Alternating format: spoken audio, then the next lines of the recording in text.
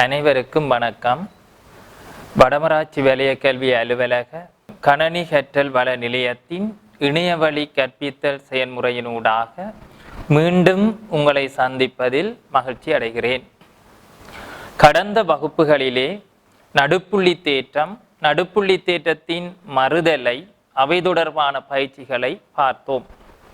இன்று நாம் நடுப்புள்ளி தேற்றம், நடுப்புள்ளி தேற்றத்தின் மறுதலை ஆகியவற்றை பயன்படுத்தி நிறுவுதல் தொடர்பான பயிற்சிகளை பார்க்க போகிறோம். அதுல முதலாவது வினா, நாட்பக்கல் ஏபிசிடியில் ஏபி, பிசி, சிடி, டிஏ ஆகியவற்றின் நடுப்புள்ளிகள் முறையே பி, கியூ, ஆர், எஸ் ஆகும். PQRS ஓர் இணைகரமாகும் என காட்டுக என்று கேட்டுக்கிறார். இப்போ நாட்பக்கல் ஏபிசிடியில் ஏபி, பிசி, டிசி, டிஏ ஆகியவற்றின் நடுப்புள்ளிகள் PQRS ஆகும். இந்த PQRS ஒரு இணைகரமாகும் என காட்ட சொல்லியிருக்கு. இப்போ எங்களுக்கு இதில் நடுப்புள்ளிகள் என்று தான் இருக்கு. ஏபியின் நடுப்புள்ளி பி, பிசியின் நடுப்புள்ளி கியூ என்ற இதுக்கு சமனா இருக்கும். டிசி இந்த நடுப்புள்ளி ஆர், இப்போ இந்த இவ்வளவு நீளமும் இவ்வளவு நீளத்துக்கு சமனாக இருக்கும். டிஏயினுடைய நடுப்புள்ளி எஸ், இவ்வளவு நீளமும் இவ்வளவு நீளத்துக்கும் சமனாக இருக்கும். முதலில் இணைகரம் என்று காட்டுறதுக்கு இந்த அமைப்பொண்டு செய்ய போறோம். ஏசியை இணைக்க போறோம். நாங்கள் அமைப்பொண்டு செய்ய போறோம். ஏசியை இணைக்க போறோம்.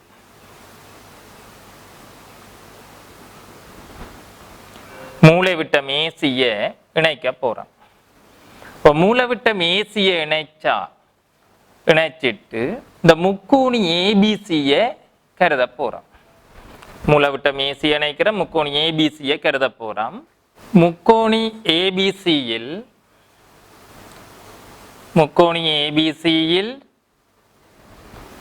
ஏபியின் நடுப்புள்ளி பி, பிபி சமன் பிஏ, பிபி சமன் பிஏ.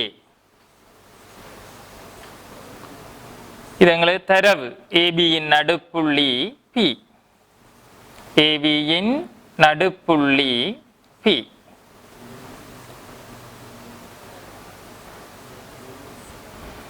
இதே மாதிரி பிக்யூ சமன் கியூசி, பிக்யூ சமன் கியூசி. பிக்யூவின் நடுப்புள்ளி சி,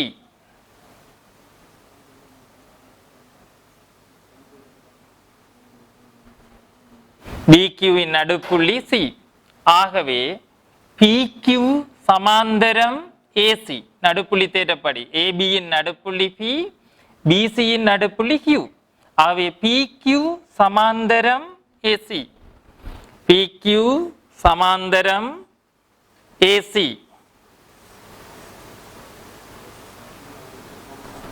அதே நேரம் PQ சமன் அடை ஏசி,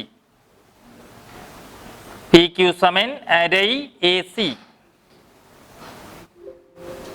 காரணம் நடுப்புள்ளி தேற்றப்படி. நடுப்புள்ளி தேற்றப்படி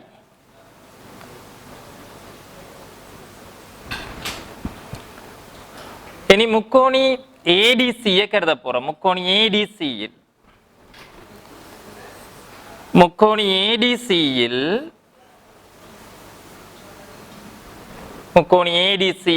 டிஎஸ் சமன் எஸ்ஏ, டிஎஸ் சமன் எஸ்ஏ. இது டிஏயின் நடுப்புள்ளி எஸ்,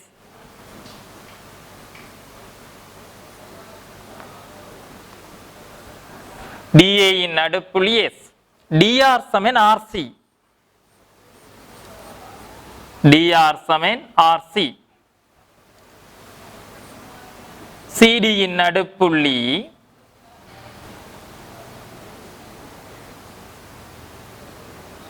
ஆர். இதிலிருந்து நாங்கள் சொல்லலாம் DA இன் நடுப்புள்ளி S, DC இன் நடுப்புள்ளி R. ஆகவே நடுப்புள்ளி தேற்றப்படி இந்த SR சமாந்தரம் AC. SR சமாந்தரம் AC. அதே நேரம் SR சமன் அரை AC. SR சமன் அரை AC. ஆகவே ரெண்டு முடிவுகள் எடுத்துக்கிறோம். ஒன்று PQ சமாந்தரம் AC, PQ சமன் அரை AC நடுப்புள்ளி தேற்றப்படி.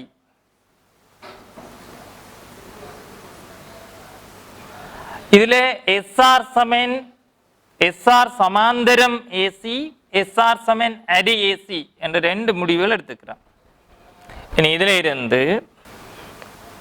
இருந்து சொல்ல போறோம். அப்ப எங்களுக்கு ஏற்கனவே தெரியும்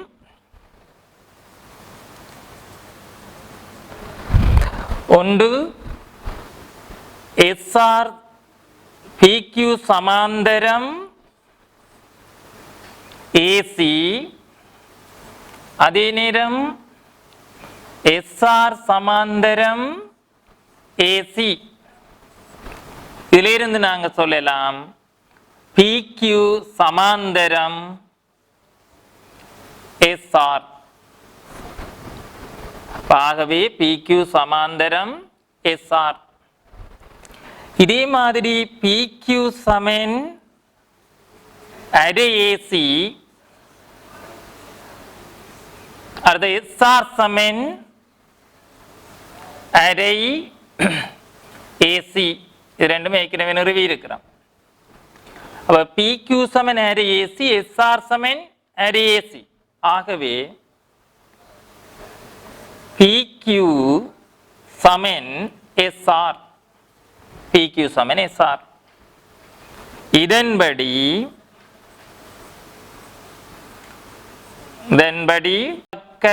PQRS இல் நாட்பக்கல் PQRS இல் PQ சமாந்தரம் SR, PQ சமன் SR. ஆகவே PQRS ஒரு இணைகரம் ஆகும். PQRS ஓர் இணைகரம் ஆகும்.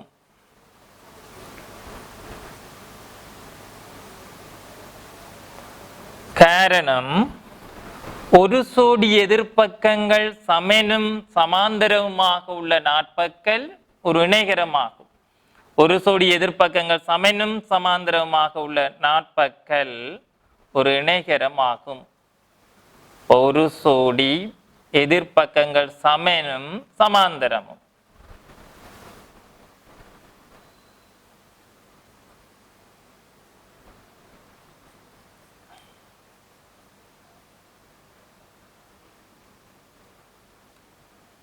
எதிர்ப்பக்கங்கள் சமனும் சமாந்தரவுமாக உள்ள நாட்பக்கல் ஒரு இணைகரம் ஆகும். சரி, இனி நாங்க ரெண்டாவது உதாரணத்தை பார்ப்போம். ரெண்டாவது கணக்கு பயிற்சி. முக்கோணி ஏபிசியில் AB, AC, BC இன் நடுப்புள்ளிகள் முறையே P, Q, R ஆகும். PR, QR இன் நடுப்புள்ளிகள் முறையே S, T ஆகும். ST சமன் கால் BC என நிறுவுக. இதுல முக்கோணி ஏபிசியை முதல் கருத போறோம். முக்கோணி ஏபிசியில்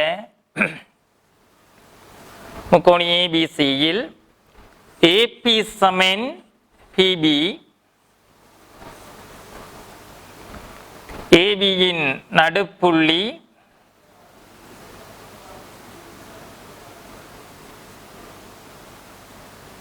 P. இதே மாதிரி AQ சமன் QC. காரணம் AC இன் நடுப்புள்ளி Q.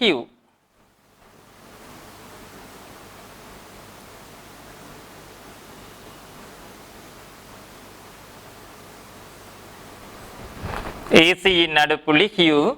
ஆகவே இதில் இருந்து நாங்கள் சொல்லலாம் PQ சமாந்தரம் BC, PQ சமன் அடை BC. காரணம் நடுப்புள்ளி தேற்றப்படி. நடுப்புள்ளி தேற்றப்படி.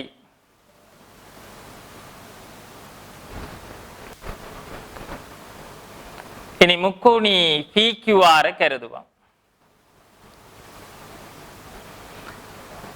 முக்கோணி PQR கருத போறோம்.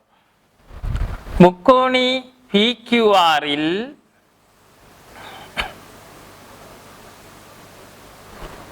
முக்கோணி PQR இல் SR சமன் RS சமன் SP. இது காரணம் PR இன் நடுப்புள்ளி S.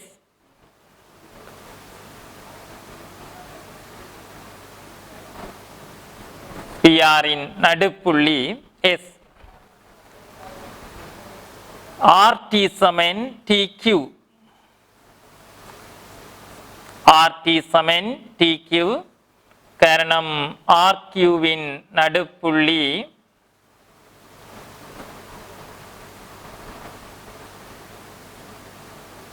T. இதிலிருந்து நாங்க சொல்லக்கூடியது ST சமாந்தரம் PQ, ST சமன் அரை PQ. காரணம் நடுப்புள்ளி தேற்றப்படி.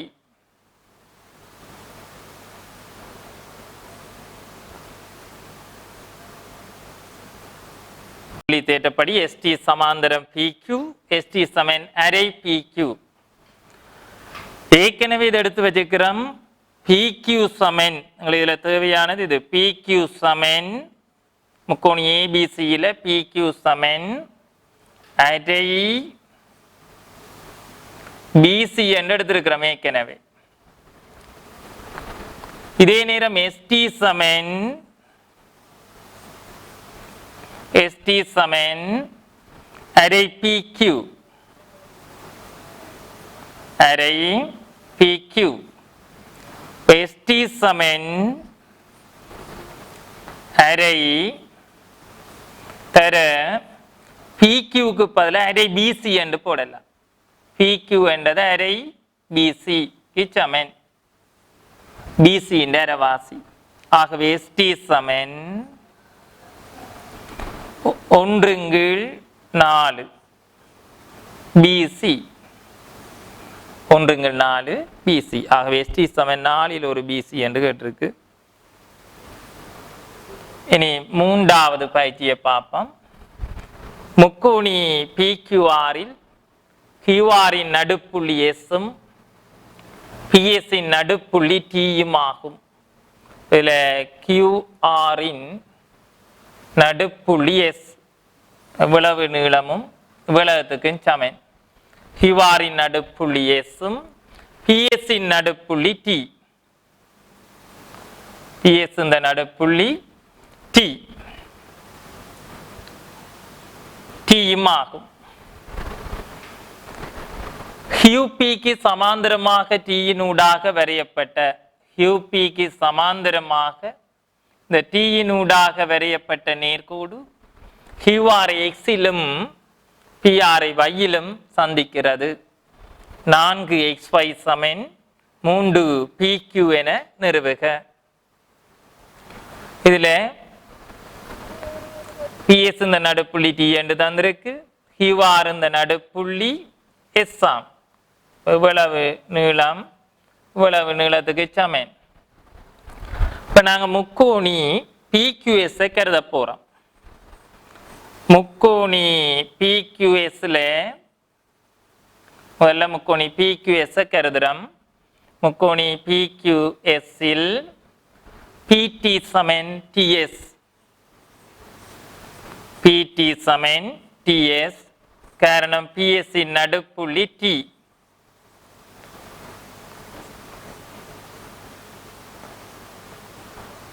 PS இன் நடுப்புள்ளி T. அடுத்த QP சமாந்தரம் XT. QP சமாந்தரம் XT. இது தரவு. ஆகவே நாங்க சொல்லலாம் QX சமன் XS. QX சமன் XX.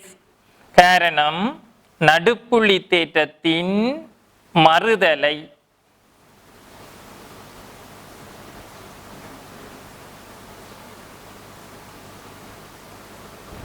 நடுப்புள்ளி தேற்றத்தின் மறுதலை. ஒரு முக்கோணியின் ஒரு பக்கத்தின் நடுப்புள்ளி கூடாக வரையப்படுகின்ற சமாந்தரமாக வரைகிற கோடு மூன்றாம் பக்கத்தை இரு சமக்கூறிடும். இது நடுப்புள்ளி, இது சமாந்தரம். ஆகவே இந்த முக்கோணி PQX இது சமாந்தரம், இது நடுப்புள்ளி. ஆகவே QX சமன் XS என்று சொல்லலாம். QX சமன் XX. காரணம் நடுப்புள்ளி தேற்றத்தின் மறுதலை. ஆகவே இதில் இருந்து நாங்க சொல்லலாம் இந்த XT PQவினுடைய அரைவாசி. XT சமன் அரை PQ. PQவினுடைய அரைவாசி என்று சொல்லி போட்டான். XT சமன் PQவின் அரைவாசி. தொடர்ந்து அங்கால பார்ப்போம். இப்போ முக்கோணி PQX ஒரு முடிவு எடுத்துட்டோம். XT சமன் அரை PQ என்ற முடிவை ஏற்கனவே எடுத்துட்டோம். இனி இதுல அமைப்பு ஒன்று செய்ய போறோம்.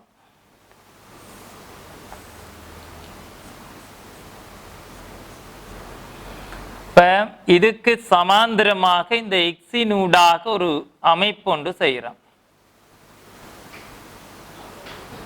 நேர்கோட்டுக்கு சமாந்தரமாக QPக்கு சமாந்தரமாக எக்ஸினூடாக ஒரு நேர்கோடை வரைகிறோம். அது இந்த இடத்தை சந்திக்கிற புள்ளியை சட்டென்று வைக்கிறேன், சட்டென்று எடுக்கிறேன். இப்ப நான் முக்கோணி PQR கருத போறேன். முக்கோணி PQRல்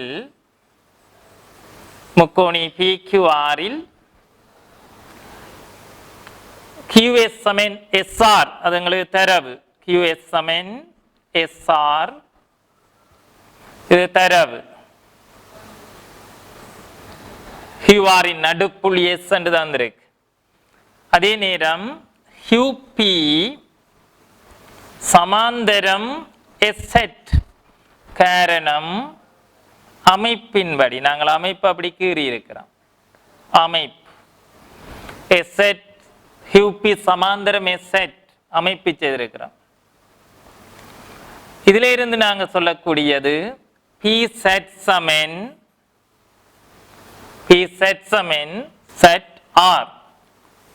நடுப்புள்ளி தேற்றத்தின் மறுதலை. நடுப்புள்ளி தேற்றத்தின் மறுதலை. PZ சமன் ZR. இதில் இருந்து நீ சொல்லலாம் SZ சமன் இந்த SZ அரை PQ. அரை PQ என்று சொல்லலாம். முக்கோணி PQR இந்த SZ PQவினுடைய அரைவாசி, அரை PQ. தொடர்ந்தும் முக்கோணி PSZ கருதுறோம். முக்கோணி PSZல் முக்கோணி PSZ கருதுறோம். கருதிக்கல PT சமன் TS. PT சமன் TS தரவு நடுப்புள்ளி என்று தான் இருக்கு. PS இன் நடுப்புள்ளி T என்று தரப்பட்டிருக்கு. அப்ப தரவு. தொடர்ந்தும் TY சமாந்தரம் SZ. இது நாங்க செய்த அமைப்பு. அமைப்பின்படி TY சமாந்தரம் SZ. இதில் இருந்து நாங்க சொல்லக்கூடியது PY சமன் YZ என்று சொல்லலாம். PY சமன் YZ. நடுப்புள்ளி தேற்றத்தின் மறுதலை. நடுப்புள்ளி தேற்றத்தின் மறுதலை. இதில் இருந்து நாங்கள் ty சமன் அரை S செட் என்று சொல்லலாம். அரை S செட். தொடர்ந்தும் ty சமன் அரை S செட். ty சமன் அரை S செட். S செட்டுக்கு பதிலாக அரை PQ என்று எழுதலாம். ஆகவே ty சமன் அரை S செட்டுக்கு பதிலாக அரை PQ. ஆகவே ty சமன் அரை தர அரை 4 PQ. ty சமன் 4 PQ என்று எடுத்துட்டோம். எங்களுக்கு கேள்வி 4xy சமன் 3 PQ என்று காட்டுவோம். ஆகவே இப்ப நாங்க தொடர்ந்து xy எடுக்க போறோம். xy எனப்படுவது xy என்றது xt-யையும் ty-யையும் கூட்டினதுக்கு சமம். xt சக ty. இப்ப xy சமன் xt ஏற்கனவே நாங்க முன்னுக்கு நிறுவி இருக்கிறோம். xt சமன் அரை PQ. அரை PQ சக ஹால் PQ 4 PQ. ஆகவே xy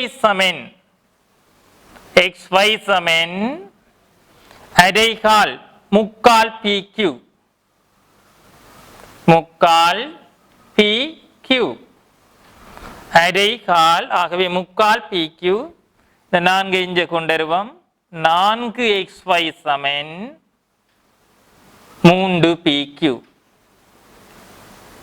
இதான் கேட்கப்பட்ட விடை. சரி, நாங்கள் இன்றைய வகுப்பை நிறைவு செய்கிறோம். நன்றி.